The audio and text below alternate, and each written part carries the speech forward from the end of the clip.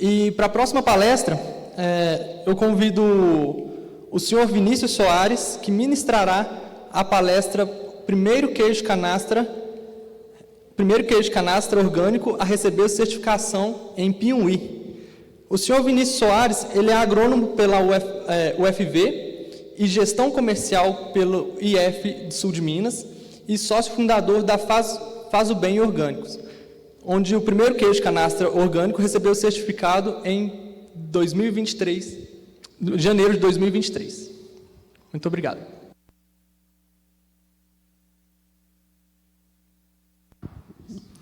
Obrigado, bom dia, pessoal. Primeiramente, agradecer, a oportunidade de estar aqui, o convite, que nós ficamos muito gratos em receber, de estar aqui num ambiente tão importante, que é a academia, mostrando um pouco do que a gente tem feito na prática lá na roça,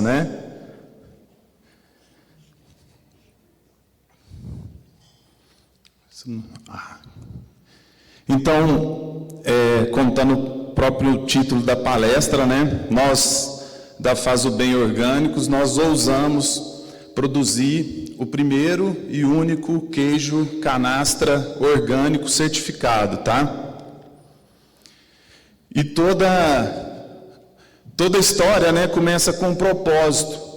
E o nosso é desafiar todos os dias os modelos convencionais de produção e consumo de alimentos, tá? Que a gente acredita que é a nossa forma de deixar um legado para o mundo, Então, a Faz o Bem Orgânicos nasceu do sonho de pessoas que amam, aquela terra, que amam a terra, e que possuem uma ligação emocional com ela, e que um dia sonharam em produzir algo familiar, em pequena escala, de forma sustentável e, obviamente, ligado aos nossos valores e princípios, Isso passou também por uma escolha de vida, que eu tomei. Eu trabalhava para realizar esse sonho, eu deixei o emprego que eu tinha numa multinacional do setor de lácteos. Então, eu trabalhei por 10 anos no setor de lácteos, especialmente nessa última empresa que eu trabalhei 7 anos e meio. E em 2019 a gente começou a estruturar o projeto, na propriedade da minha família, uma pequena propriedade, que está localizado em Piauí, à beira do Ribeirão Araras, que é um dos afluentes do Rio São Francisco, tá? Em 2020, eu deixei de vez o meu trabalho na empresa e voltei para a roça. A nossa propriedade, ela tem 25 hectares, sendo 11 hectares de mata nativa, então 44% da nossa área de mata preservada e está localizada, como eu falei, na microrregião da Serra da Canastra. E nós contamos ainda com uma área arrendada de 5 hectares, que a gente também utiliza no nosso projeto. Aí eu vou falar um pouco do nosso manejo regenerativo, que a doutora Maria Helena falou aqui bastante, E eu costumo falar que eu gosto do termo regenerativo muito na prática, sabe? Porque eu falo que o regenerativo, ele superou o sustentável, no meu entendimento, no nosso entendimento lá da roça, vamos dizer assim. O que seria sustentável para a gente lá? Seria produzir o nosso queijo, atender o nosso consumidor, trabalhar a nossa atividade, no fim das contas também econômica, que tem que ser, sem impactar o ambiente, correto? Isso seria ser sustentável, tratando os nossos dejetos, enfim, cuidando do ambiente que a gente está ali. O regenerativo, a nossa proposta é entregar melhor do que a gente pegou, Então, dentro do nosso projeto, Uma das áreas que a gente vê essa regeneração de forma mais intensiva, né, é justamente a nossa área de piquetes principal, né, onde a gente tem 3,4 hectares em pastejo rotacionado, no sistema de silvopastoril intensivo, né, que integra árvores, arbustos, gramíneas, leguminosas e várias outras espécies materiais, né. Então, esse sistema é a base, né, do nosso manejo regenerativo, que visa a produção dos nossos queijos, né, aliado às melhorias de condições gerais do ambiente, né, mas da nossa propriedade, como o solo, a água, a paisagem, a biodiversidade, o microclima, né, o bem-estar dos animais e das pessoas ali também envolvidas, né. Então, para a gente isso é regeneração.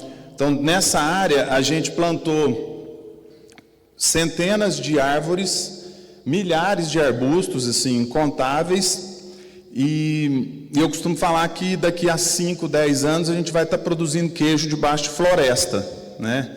Então, é muito clara a regeneração que a gente está propondo lá. Inclusive, eu já passei por alguns modelos, né, matemáticos de agricultura regenerativa que são discordantes, né, com o que a gente vê na prática, porque leva muito em consideração produtividade, esses modelos. Então, se fizer uma comparação com uma fazenda de leite, que as vacas te dão uma média de 40, 50 litros por dia, talvez o modelo de manejo regenerativo que está dentro desse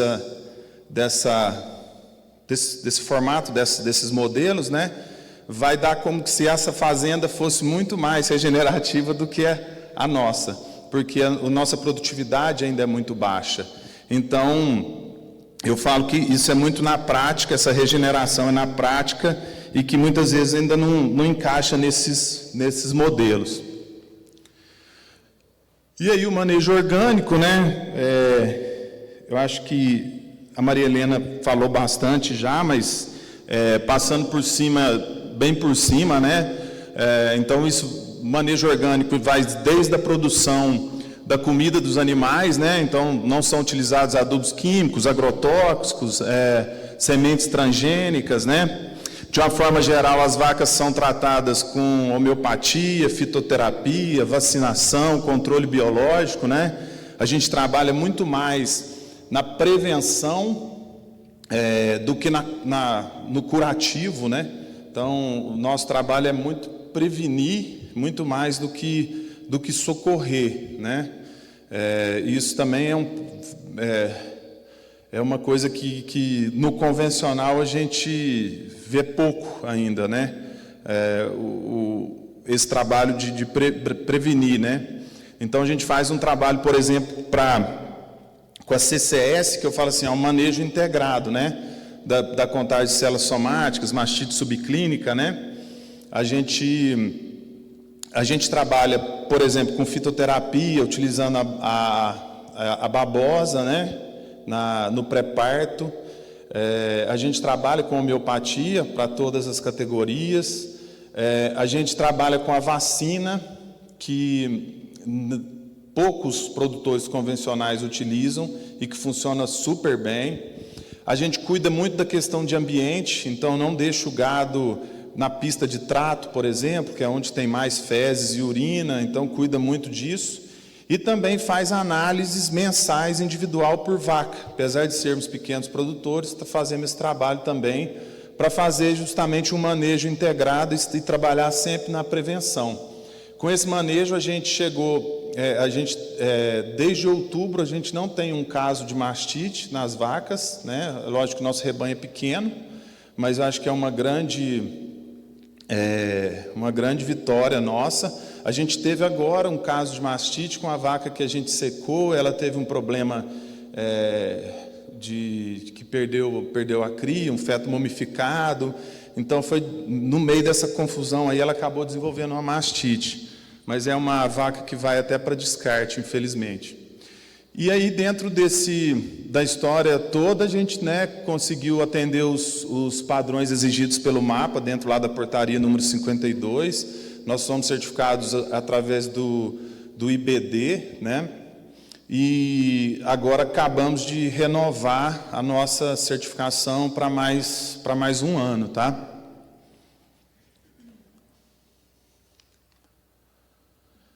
Outro ponto, né, um pilar essencial para a gente é o bem-estar, né? Então, nós trabalhamos lá com vacas criadas soltas, né, bem tratadas e bem alimentadas. As vacas têm acesso livre o dia todo ao piquete, né? E trânsito livre também. Alimentos basicamente a pasto, né? E o complemento no coxo, principalmente no período da seca. Na nossa região a gente tem um período seco bem definido, né? Então não tem como, a gente precisa produzir silagem. Então a gente faz silagem de milho orgânico e para fornecer agora no período da seca no coxo, né? Eu já trabalhei com culturas de inverno, esse ano eu subsemeei só nabo forrageiro. Mas, porque às vezes dá muito certo, às vezes não dá, né? Mesmo com a irrigação que a gente tem, demanda um pouco de investimento em adubação, então, nesse momento a gente não estava com pouca possibilidade de investimento para trabalhar a cultura de inverno. O bem-estar também entra no tema do sistema silvopastoril, né, obviamente. No nosso arranjo a gente tem uma linha central que a gente plantou árvores e frutíferas, né, e banana também, mamão. Então a gente tem praticamente, temos um sistema florestal quase que uma agrofloresta hoje, que a gente está tentando fazer na borda de cada piquete, tá? E o principal componente é o baru, que fica uma árvore bem frondosa e que vai trazer bastante sombra e bem-estar no futuro, né? A gente vê que a vaca, ainda mais, né, nós estamos passando por essas mudanças climáticas aí, essa intensificação desses eventos climáticos, né, que esse ano principalmente trouxeram muito calor para a gente, né? Na realidade, o planeta está entrando no 12º mês seguido de alta, né, de histórica de calor. Eu vi esse dado essa semana. E a vaca não vai para o pasto, gente. Quem for trabalhar com gado a pasto e não estiver pensando em sombra, em árvore, em integração, está ultrapassado, né? Porque a vaca não vai para o pasto, não adianta, né? E aí fala assim, não, mas gado a pasto não dá produtividade, tudo é porque o gado não come, não vai, né? Não vai a pasto.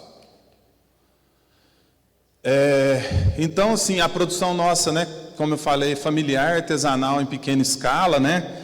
Então, lá em casa, todo mundo está, de certa forma, lá envolvido na produção. Meu pai trabalha no dia a dia comigo lá, isso é uma coisa que faz muito bem para mim, me fez muito bem voltar para ficar com a minha família e trabalhar junto com eles. Isso está dentro da escolha de vida e é uma das coisas que mais pesaram para mim, né? Então todos estão ali envolvidos e a gente ainda tem 2 colaboradores diretos lá, que é o Rony, que é o ordenador, retireiro, né, que a gente fala, e a Kelly, que é a nossa queijeira.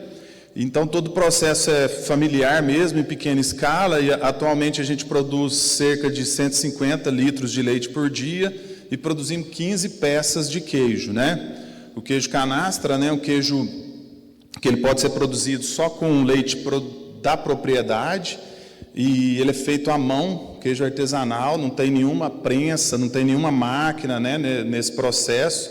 Então, realmente é um produto altamente diferenciado, digamos assim, né? Aí eu vou passar bem rápido aqui. Eu tinha uma apresentação específica, mas eu achei importante colocar porque que tem tão poucas pessoas, talvez, aqui, tão poucos produtores, né, de queijo orgânico, né? Então, acho que começa tudo, aqui meio que um passo a passo que a gente tem que ir vencendo, né, dos desafios que a gente tem que ir vencendo. E o primeiro, acho que é quebra de paradigmas, né? É possível produzir de forma orgânica. Tem muita gente que não acredita. Não acredita porque é maçante. É maçante o convencional, o mercado que bate todo dia na porta, oferecendo mais veneno, mais adubo. Então é difícil, né, lidar com isso. Então tem que quebrar o paradigma e entender, né, que é possível, nós estamos aqui para provar que é possível produzir de forma diferente. E entra também o conflito de gerações, né? Então muitas vezes os jovens que estão retornando hoje, né? Hoje está se falando muito nos neo-rurais, né? Então os jovens estão voltando para a roça, fazendo igual eu lá, quebrando a cara nas empresas que querem só te sugar e fazer de você um número, né? E a hora que volta para a roça, volta com uma cabeça um pouco, né, mais aberta a essas coisas. E às vezes chega no pai que eu não tive, graças a Deus, esse problema, né? Que ainda está naquele batidão da roça antigo e tudo, e acha justamente isso, que não é possível, que não tem como. Então tem esse conflito de gerações a se administrar, né? O acesso a informações, né, e a consultoria especializada. Então, acho que quem quer começar uma produção orgânica tem que estar, né, entender o que está lá na portaria do mapa, saber o que é possível, o que não, como que adapta isso na sua propriedade, né? Buscar uma consultoria especializada, eu acho que isso é super importante. O processo de transição, né, e conversão da propriedade também é um desafio, é complexo e muitas vezes até demorado, né? E existe a complexidade, o alto custo da certificação também, que, né, no Peru não é diferente, né? Então tem isso também. Mais um pouquinho de desafio, né? Dificuldade de acesso a tecnologias e compra de insumos, né? Então, a tecnologia para a produção orgânica não bate a porta, a gente tem que correr atrás, a gente tem que montar uma rede, né? E através dela conseguindo essas informações, essas tecnologias. A compra de insumos é outra dificuldade. Eu, por exemplo, uso farelo de amendoim, porque na regra do orgânico, você pode utilizar até 15% da matéria seca da dieta com não orgânico, mas não transgênico. Então eu posso usar o farelo de amendoim, a polpa cítrica e o farelo de trigo. Hoje as opções que eu tenho que consigo acessar, né? Mas o farelo de amendoim, por exemplo, eu tenho que comprar no mínimo 5 toneladas. E hoje é um desembolso de R$10 mil. Para um produtor pequeno, né, que está ali no dia a dia, a gente custando a pagar as contas, não é toda hora que você tem R$10 mil para você fazer um aporte para 4, 5 meses, que vai durar aquela quantidade, né, que você vai consumir aquela quantidade. Esses dias eu fiquei sem, então minha dieta eu estou sempre com dificuldade. Fechar a dieta no orgânico é praticamente impossível, né? Você fechar uma dieta realmente para uma produção e tudo, a gente está sempre admitindo produtividades menores justamente por essas dificuldades. Então a compra de insumos é um problema, né, para se administrar. E olha que eu consigo comprar 5 toneladas porque eu já divido com outro produtor, que é meu vizinho, mas está a quase 200 quilômetros de mim. Mas enfim, são as dificuldades, né? Tem uma alta demanda de controle e gestão dos dados e informação da propriedade, então isso também é um dificultador, né, para o produtor que não tem tanta facilidade de trabalhar com isso. Isso é um problema. O desestímulo, né, por parte da comunidade, o povo tudo fala que a gente é doido, né? Vocês é doido mexer com esse negócio de orgânico, entendeu? Então o desestímulo é a todo momento. E aí quem tem falta de convicção e propósito vai sair fora disso, vai para a caixa prego, né? Então precisa ter propósito para tocar a vida, né? Mais desafio, gente. Aí vamos para o mercado. O mercado, vou falar rapidinho, né? Porque senão eu vou tomar muito tempo. Mas eu assumo que eu tive uma miopia de marketing, né? Que é você focar no produto, achar que você tem uma maravilha do produto e não olhar para como que isso vai, né, transitar no mercado, quem são os seus consumidores, como que você vai colocar esse produto, como que você vai vender esse produto. Então, eu tenho o primeiro e único queijo canastra orgânico certificado. E daí, né? Achava que ia vender assim, não, o que eu fizer eu vou vender. E não é assim, a realidade não é assim. Você tem que encontrar esse seu consumidor, você anseia receber um valor agregado por isso, e não é qualquer mercado que vai pagar por isso, não é? Então, não é tão simples assim. Então, o mercado é uma dificuldade. Então, a gente tem dificuldade de acessar esse mercado. Demora, né? Não é que a dificuldade é assim, demora você conseguir fazer esses contatos, você mostrar o seu produto. Os mercados também são mais distantes e ainda mais exigentes. Por exemplo, eu não tenho meu queijo aqui em Belo Horizonte. É um absurdo, né? Eu não tenho ninguém que vende meu queijo aqui em Belo Horizonte.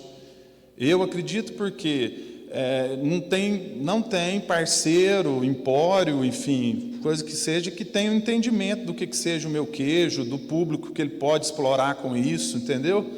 Então, meu queijo hoje o mercado é São Paulo. Eu atendo Belo Horizonte aqui, cliente final, né? Mando lá de casa os queijos. Mas eu acho assim, absurdo, né? Nosso queijo, obviamente, Belo Horizonte chega queijo de tudo quanto é lado, e tem queijo demais, enfim. Só que eu acho que eles não estão sabendo explorar bem esse mercado, que eu não acredito que aqui em Belo Horizonte não tem clientela para um queijo assim, né? Pessoas que estão podendo fazer essa opção por consumir orgânicos, né? Inclusive, é uma coisa que eu noto do mercado, que o meu queijo, ele não é um queijo para uma classe A, sabe? Né? Inclusive, eu acho que é o Frei Beto, se não me engano, que falava que a ignorância da classe A muitas vezes equivale à da classe mais pobre que não teve acesso à informação e são ignorantes dessa forma, mas, enfim, só citei isso para dizer que o meu queijo, o mercado para ele é de uma classe média que faz escolhas de consumo por consciência, principalmente, tá? Então, e também não é caro, não é assim, né? É uma coisa que pode ser acessível, mas precisa saber vender esse produto, né? E encontrar esse mercado. Mas é um mercado ainda restrito, com dificuldade de acesso até para grandes empresas. A gente tem casos de grandes empresas que investiram horrores aí para produzir produtos orgânicos e que já tiraram de linha, né?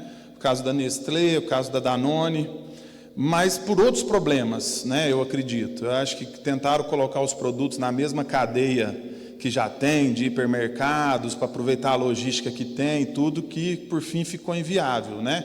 A Nestlé criou o Leite Ninho orgânico, né? Que se for pensar é um baita de um produto para crianças e tudo. E a Danone teve o Danoninho orgânico, também com a mesma pegada, com menos açúcar e tal, e mesmo assim não conseguiu sobreviver no mercado esses produtos, né? O baixo conhecimento a respeito quando no mercado convencional, que é o que eu citei, né? Então, às vezes, não precisa ser numa loja específica de orgânico, mas o convencional poderia trabalhar o queijo nosso orgânico sabendo vendê-lo, né? Eu falo muito com os lojistas, né, que eles precisam se preparar para receber um queijo desse e para trabalhar um queijo desse. Porque eu dou um exemplo que eu dou para eles, né? Se um cliente chega na loja deles e fala assim, por que esse queijo aí é orgânico? Aí vai falar assim, não, porque não tem veneno. Aí o outro fala, mas então esses outros queijos que você vende para mim, tudo aqui tem veneno? Não é essa abordagem, né? E eu também não gosto de me comparar com os outros dessa forma, e não de forma alguma faço isso, né? Não sou melhor do que nenhum, mas a gente fez uma escolha, não sou melhor do que nenhum outro, né? Mas a gente fez uma escolha de produzir de uma forma diferente, e a pessoa precisa saber mostrar isso, né? Que inclusive não passa só por não colocar veneno, não é isso? Então passa por muitas outras coisas que eu estava comentando aqui, né? Mas aí tem umas vantagens também, né? Então a gente tem um produto de alta diferenciação, né? Isso não tem dúvida, né? É um mercado crescente há alguns anos, e cresceu muito, inclusive, pós-pandemia, né? Junto com a pandemia, porque eu acho que as pessoas acabaram que foram cozinhar, né? Foram fazer sua própria comida e começaram a prestar mais atenção no que estava comendo, né? Nos seus alimentos e tudo. Então, o mercado de orgânicos cresce mais de 2 dígitos por ano, né? Então, isso é um crescimento considerável. Obviamente que é um nicho, é um mercado muito pequeno, mas que cresce bastante, né? Acaba que ser produtor de orgânico traz uma grande visibilidade, então a gente consegue mostrar isso através do Instagram, né, das redes sociais de uma forma geral. A gente acaba atraindo a mídia que vem em busca da gente fazer matérias, que se eu fosse um produtor convencional, obviamente eu não teria aparecido em várias coisas que eu já apareci, né, que a gente já apareceu. A gente tem um cliente altamente engajado, então quem consome mesmo é realmente engajado, defende, fez escolha, então isso é muito relevante, importante. E a gente tem um incremento de preço, né, uma vantagem competitiva, pelo menos a gente espera ter, para compensar um pouco disso tudo que a gente está falando, de todo esse trabalho que a gente faz, né? Mais algumas vantagens, e aí eu olho mais até para dentro do nosso sítio, né? Então a gente tem ganhos indiretos na propriedade, como melhoria das condições do solo, da água e biodiversidade, isso também é claro, né? Isso faz bem demais para nós. Poder levar saúde, né, aos nossos clientes através do que produzimos, então nós garantimos, né, que o queijo que vocês estão consumindo lá não tem nenhum resquício de antibiótico, de veneno, de qualquer coisa, então a gente sabe que aquilo ali está levando realmente saúde para quem está consumindo, tá? E preservação da saúde e qualidade de vida dos colaboradores, dos nossos animais e da nossa família também, né, obviamente. Então, algumas oportunidades, né, agora, o que tem de oportunidade também nesse contexto. No caso nosso lá, a melhoria de produtividade com o passar dos anos, né, é uma tendência, porque, como a doutora Maria Helena falou, a gente vai produzindo solo, né, o nosso foco é muito no solo, então, com o passar do tempo, a gente acredita que a produtividade das pastagens vai melhorando, que todo esse contexto, né, vai proporcionar um aumento de produtividade, né, que aí reflete na produtividade do leite, né, de quantidade de leite por vaca dia, que vai nos ajudar muito a crescer no futuro. A gente tem hoje condições diferenciadas na obtenção de crédito, né, destacando que é a ação desse governo atual, né, porque o anterior não tinha nenhuma política nesse sentido. Crescimento do mercado consciente, que quer saber de onde vem a comida, um pouco do que eu comentei também, né, então esse mercado ele é crescente também. E incremento de tecnologias orgânicas e agroecológicas, né, com destaque aí para o controle biológico, que tem se disseminado bastante, que tem crescido, né? Inclusive na agricultura convencional. Então, a gente vai tendo bem mais opções aí de biológicos para trabalhar na nossa produção. Aí falar um pouco das primeiras conquistas que a gente teve, né? Então, a gente faz queijo orgânico, né? Provamos que é possível. E queijo orgânico de qualidade, que compete com qualquer outros queijos aí com qualidade, né? Então a gente ganhou as primeiras medalhas no Mundial do Queijo do Brasil em setembro de 2022, com um ano que a gente estava produzindo queijo, tá? A gente pegou uma medalha de prata com queijo de 30 dias de maturação e uma de bronze com queijo de 60 dias de maturação. A gente ganhou esse ano 2024, medalha de prata no Mundial do Queijo também, e do Queijo do Brasil, e agora ganhando recentemente o bicampeonato do concurso municipal de queijo de Piuí, na categoria casca florida, né, que é a presença de mofo na casca. Nós somos o primeiro e único queijo canastra certificado, que eu cansei de falar, né? Mas esse é um slogan que a gente utiliza muito, mas verdadeiramente nós queremos ser os primeiros de muitos. Por isso que eu estou aqui, por isso que eu sempre estou aberto a receber lá no sítio e a participar de tudo que eu posso, para a gente poder, quem sabe, disseminar, né, uma sementinha aí em pessoas, em produtores, em técnicos, em consumidores, né, que fazem muito parte desse processo, para a gente sobreviver, né, para a gente poder perenizar esse trabalho. Então, por isso que a gente tá aqui, né? E por fim, né, nós costumamos dizer que o queijo é só uma consequência da nossa missão, do nosso propósito, né, e do bem que a gente faz todos os dias, né, lá no sítio, no nosso trabalho. O queijo realmente é só uma consequência, né, disso tudo que a gente faz.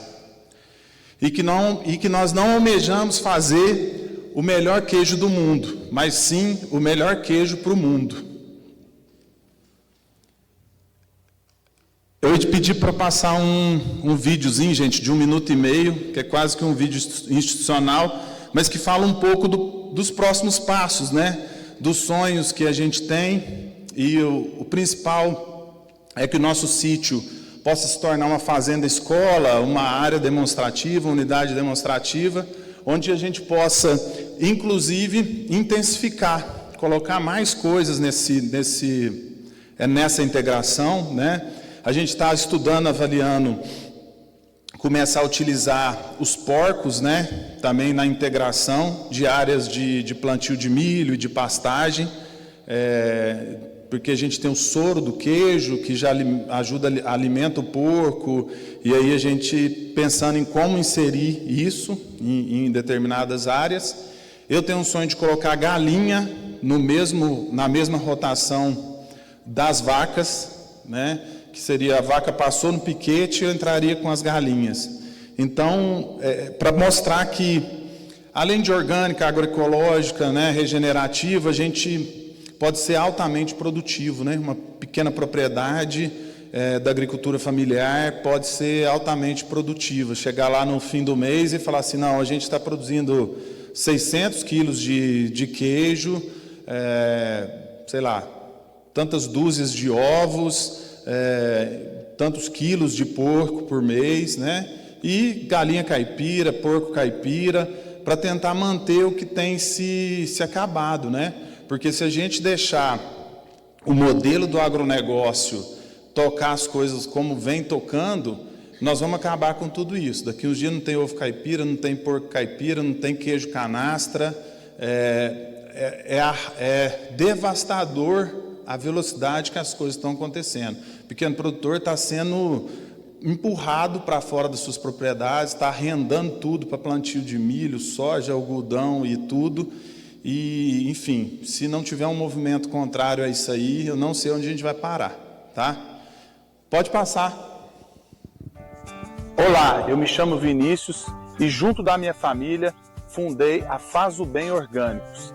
A Faz o Bem nasceu com o propósito de desafiar todos os dias os modelos convencionais de produção e consumo de alimentos. Nós produzimos de forma artesanal e em pequena escala o primeiro e único queijo canastra orgânico certificado. A nossa produção, além de orgânica, é agroecológica e regenerativa. Nós já plantamos centenas de árvores, milhares de arbustos e por isso eu costumo falar que daqui a alguns anos nós estaremos produzindo queijo canastra orgânico debaixo de floresta. Nosso sonho é que o sítio se torne uma fazenda escola para pequenas e médias propriedades da agricultura familiar. O nosso objetivo é ampliar e diversificar ainda mais a nossa produção, integrando de forma agroecológica a criação de porcos e galinhas caipiras, frutas, legumes e verduras, dentre outras criações. Acreditamos que o nosso modelo de produção, baseado na integração e na intensificação, pode incrementar ainda mais a potência que é a agricultura familiar e servir como base para projetos de fomento e reforma agrária.